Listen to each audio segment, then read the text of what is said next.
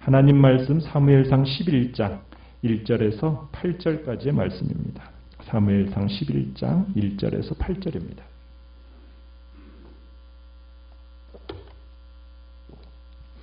사무엘상 11장 1절입니다. 암몬 사람 나하스가 올라와서 길르앗 야베스에 맞서 진침해 야베스 모든 사람들이 나하스에게 이르되 우리와 언약하자 그리하면 우리가 너를 섬기리라 하니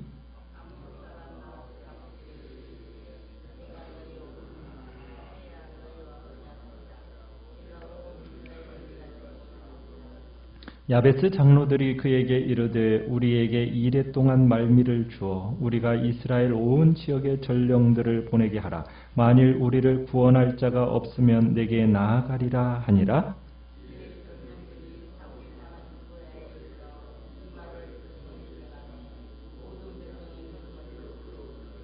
마침 사울이 밭에서 소를 몰고 오다가 이르되 백성이 무슨 일로 오느냐 하니 그들이 야베스 사람의 말을 전하니라.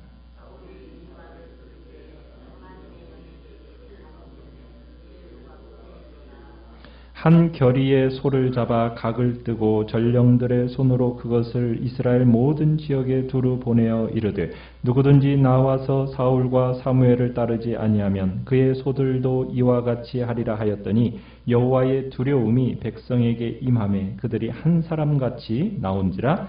사울이 베색에서 그들의 수를 세어보니 이스라엘 자손이 30만 명이요 유다 사람이 3만 명이더라. 아멘. 오늘 말씀의 제목은 사울의 출전 준비라는 제목으로 말씀을 나눕니다.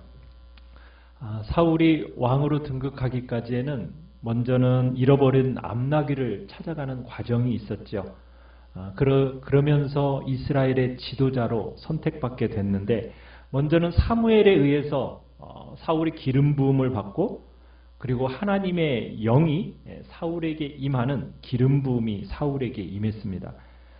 그리고는 이제 어제 보듯이 미스바에 공적으로 이제 사람들이 모여서 그 공동체 속에서 객관적으로 제비를 뽑아가지고 사울이 왕으로서 선정이 되는 장면을 봤습니다. 그렇게 공적으로 권위를 부여받는 과정이 있었어요. 자, 그 과정이 있었음에도 불구하고 인정하지 않는 무리들이 있습니다. 그러면 이제 남은 건 뭐냐면 이제 사울이 실제적으로 백성의 지도자로 인정받는 것입니다. 공적으로 이미 이제 사울이 지도자라는 왕이라는 권위는 인정은 받았지만 실제적인 카리스마와 그리고 권세와 권능을 가졌는가 이것은 아직 증명이 되지 않았기 때문에 이제 왕으로서 인정하지 않는 그 백성들로부터의 어떤 인정이 중요했어요. 근데 인정하지 않는 이 백성들을 향해서 사울은 어떻게 반응을 했었습니까? 어제 27절 보니까 그는 뭐 했더라? 잠잠하였더라. 그런 백성들을 향해서 잠잠했습니다. 자, 지금 이스라엘은 큰 국가적인 전환기에 있어요. 사사시대가 끝나고 이제 하나님께서 왕정시대를 준비하는 전환점으로 하나님이 이제 왕을 하나 뽑아서 세웠습니다. 그렇지만 아직 왕이라는 이 개념에 대해서 이스라엘 백성들이 도무지 이게 무슨 개념인지 아직 서 있지가 않았습니다. 그러면서 일부는 지금 사울이 우리를 어떻게 구원하겠는가 하면서 반대하는 지금 어수선한 상황이에요. 그런데다가 이 당시 지금 이스라엘은 어떤 상황이었느냐면 서쪽에서는 블레셋이라는 나라가 그리고 동쪽에서는 암몬이라는 나라로부터 압제를 받고 있었습니다.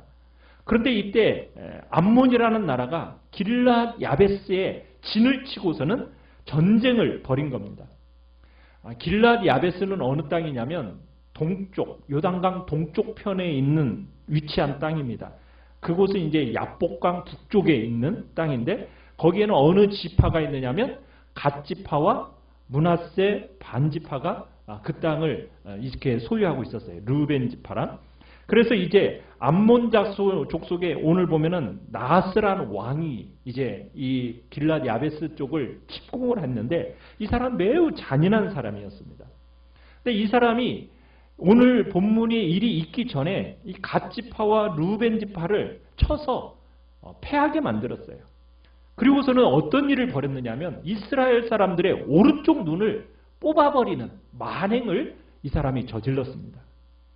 그 전쟁에서 패배하고 나서 이스라엘 군대 중에 약 7,000명의 사람들이 가까스로 이 길앗 야베스라는 곳으로 도피한 상황 속에서 오늘의 이야기가 지금 시작되고 있는 겁니다. 자, 암몬이 지금 둘러싸고서는 지금 길앗 야베스를 둘러싸고는 무력 시위를 하니까 이 길앗 야베스 사람들이 어떤 반응을 1절에 지금 보이고 있습니까? 아주 굴욕적인 태도를 취하고 있죠. 뭐라고요? 우리와 언약하자. 그리하면 우리가 너를 섬기겠다. 그러니까 조공을 바칠 때니까 우리 협정을 맺고 실질적인 지금 항복을 하겠다라는 겁니다. 그런데 이 암몬족 속의 우두머리 이 나하스는 어떻게 지금 얘기합니까? 협박하면서 말합니다. 뭐라고요? 내가 너희 오른 눈을 다 빼야 내가 언약하겠다. 이렇게 얘기하는 겁니다. 내가 온 이스라엘을 내가 이같이 모욕하겠다. 이렇게 얘기를 하는 거예요. 모든 이스라엘을 지금 다 오른쪽 눈을 다 빼버리겠다고 말을 하니 얼마나 말할 수 없는 굴욕입니까? 지금 이렇게 이스라엘을 막다른 골목에다가 다 몰아놓고서는 그러면서 이제 새로운 제안을 하나 이제 야베스 장로들이 하는 거죠. 그러면서 어떻게 제안을 하느냐면 뭐라고 3절에 보면은 뭘 제안을 합니까? 우리에게 7일간의 말미를 달라는 거예요. 그동안 우리 이스라엘 온 지경에 전령을 보내겠다는 거죠. 만약 우리를 구원할 자가 없으면 그렇게 해라. 지금 이렇게까지 나아가는겁니다. 지금 암몬 족속이 이것을 또 어떻게 해요? 허락을 해요. 진짜 굴욕적인 거죠. 암몬 족속은 그런 거예요. 이스라엘 너희는 다 내 손 안에 있어. 구원할 자 있으면 데려와봐. 내가 상대해 줄게. 전령들 이스라엘 온 지경에 보내봤자 너희는 우리와 상대가 안 돼. 지금 이런 식으로 교만을 떠는 겁니다. 일주일? 그래. 어디 한번 해봐. 너희 구할 자 한번 데리고 와봐. 이스라엘 천지 누가 있겠어? 이런 식으로 지금 나하스가 얘기를 하고 있는 겁니다. 지금 만약 이스라엘의 힘이 없이 그 대책을 지금 이렇게 세우고자 한다면 야베스 사람들은 어떻게 해야 되는 상황입니까?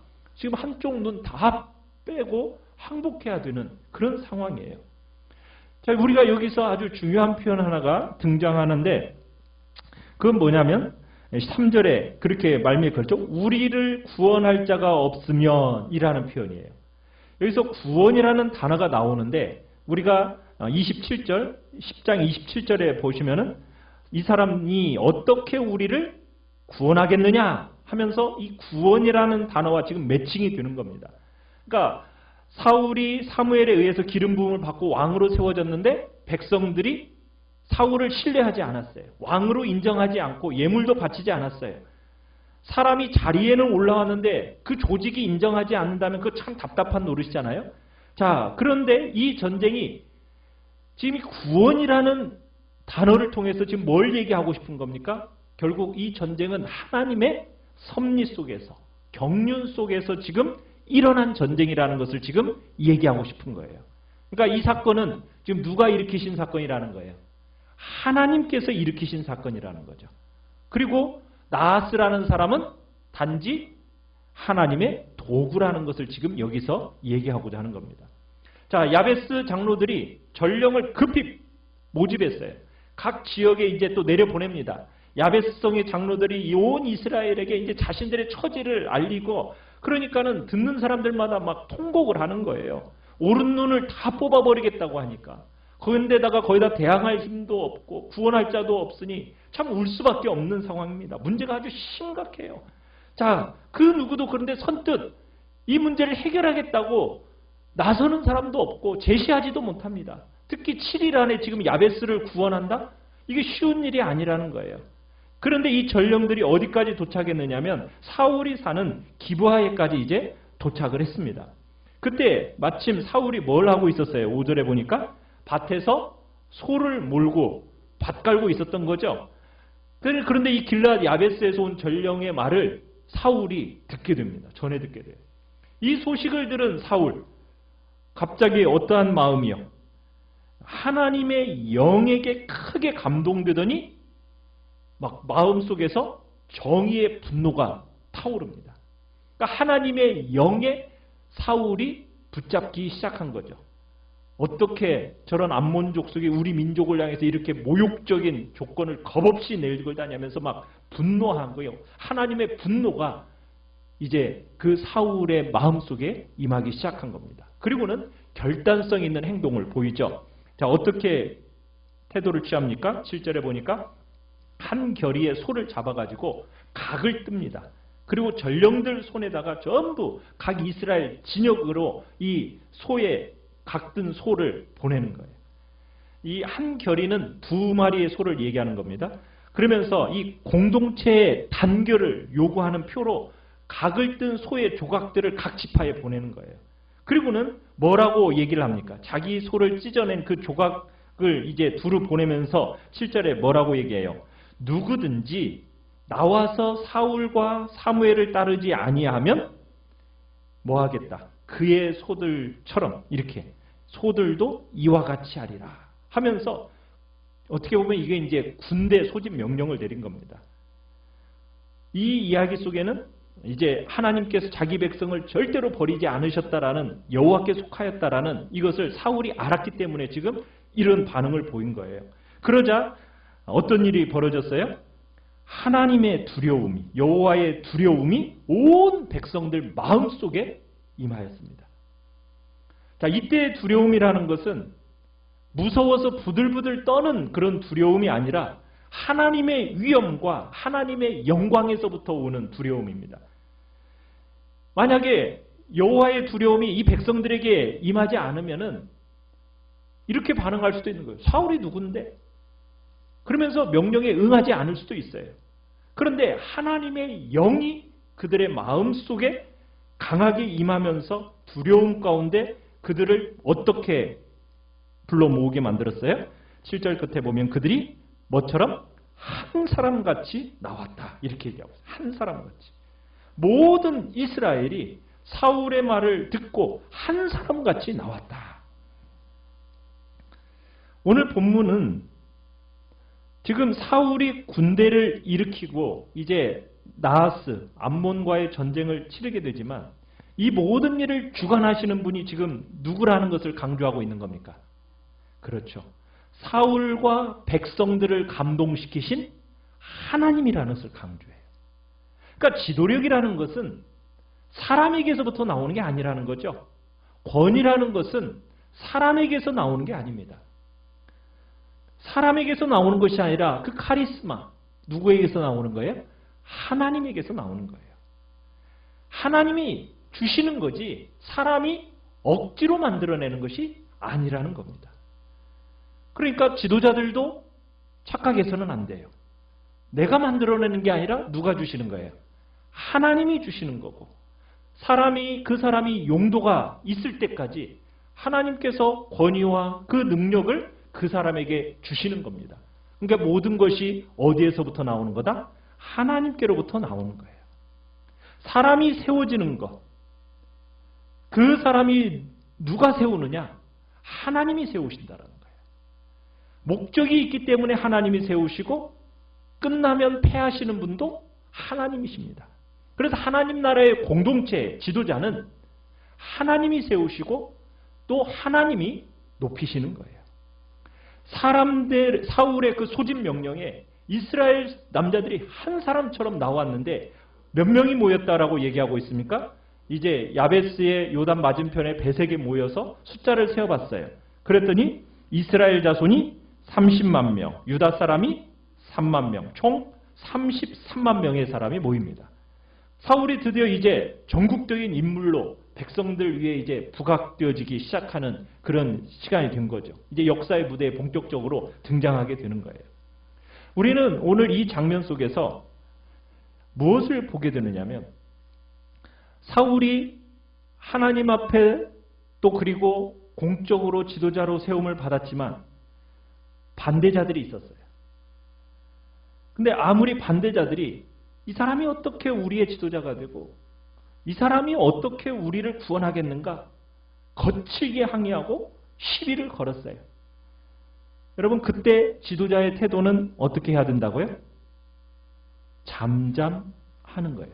묵묵해야 되는 거죠. 그러면서 겸손히 행하는 겁니다. 어떻게 겸손히 행했습니까? 자기 집으로 돌아가서 밥 갈았어요. 왕으로 세움은 받았지만 자기 하던 일을 그냥 묵묵히 계속 해나가고 있었어요. 하나님 반드시 겸손히 행하다 보면 하나님께서 반드시 어떤 일을 하게 하십니까? 지도자로 그를 두려워하고 복종하게 하는 때가 반드시 이르게 된다는 거예요. 그러니까 참된 지도자라는 위치는 어떻게 자기 권위를 억지로 내가 사람들로부터 인정받겠다, 인정받으려고 할 필요가 없다라는 거예요. 그러나 오늘날 많은 지도자들이 실패하는 이유가 뭡니까? 자기를 반대하는 사람을 만나면은 가시도 친 말로 그만 속이 뒤집어지는 거죠. 왜?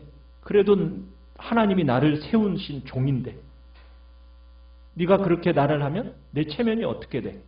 많은 사람들 앞에서 나를 망신 주고 나에게 반대를 하면 돼? 무조건 복종해. 이렇게 가면서 혈기를 부리기 때문에 많은 경우 실패하게 돼요. 그렇게 하면 당장에 속은 시원할지 모르죠. 그러나 그렇게 방향을 잡고 가면은 절대로 사람들의 존경을 받지 못하고 사람들의 따름이 없어져요. 스스로 자기의 권위를 세운다고 자기 권위가 서는 게 아니거든요. 권위라는 것은 누가 주시는 겁니까? 하나님이 주셔야 돼요. 하나님이 세우셔야 돼요. 하나님이 세우신 지도자는 아무리 사람이 깎아내리려고 해도 반드시 하나님께서 그 권위를 높여주시는 날이 있다라는 거예요. 사람들로 하여금 그를 인정하도록 만드는 거죠. 내가 억지로 그 위치에 있기 때문에 내가 인정받아야겠다, 내가 존경받아야겠다, 그렇게 가는 게 아니라는 겁니다. 오히려 사람들이 가시돋친 말을 하고 권위를 깎아내릴수록 끝까지 겸손히 행할 때 하나님의 때가 되면 하나님께서 높여주셔서 그를 인정받게 하시고 또 하나님의 진정한 지도자로서 세움받게 하신다라는 겁니다. 우리는 각자의 삶의 자리에서 또한 공동체 속에서 그러한 위치로 세움을 받습니다. 그러면 그 받는 속에 항상 우리는 누구를 바라봐야 되는 겁니까? 내 뒤에서 역사하시는 하나님을 바라봐야 되는 거죠. 그럴 때 영적으로 온전한 권위가 세워지고 그 권위 아래 붙잡힘을 받으면서 우리는 주의 일들을 감당해 나가야 되는 것입니다. 오늘도 복된 교회 안에 영적 지도자들이 또 이 땅 가운데 정말 영적 지도자들이 하나님이 주시는 그 권위 아래에서 온전한 권위 아래 붙잡혀 나아가 하나님의 뜻을 이루어가도록 그리고 그 뒤에서 배후에서 역사하시는 하나님을 바라볼 줄 아는 그런 심령들을 가질 수 있도록 기도해 주시기 바랍니다. 말씀을 생각합니다. 말씀을 생각